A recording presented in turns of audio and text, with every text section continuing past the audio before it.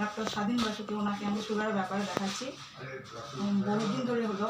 তো ওনার মেডিসিনে মোটামুটি এখন ঠিক আছি, মোটামুটি নয় পুরোটাই ঠিক আছি, আমার সুগার পুরো নর্মাল আছে, ওনার ওষুধে আমি ঠিকই আছি।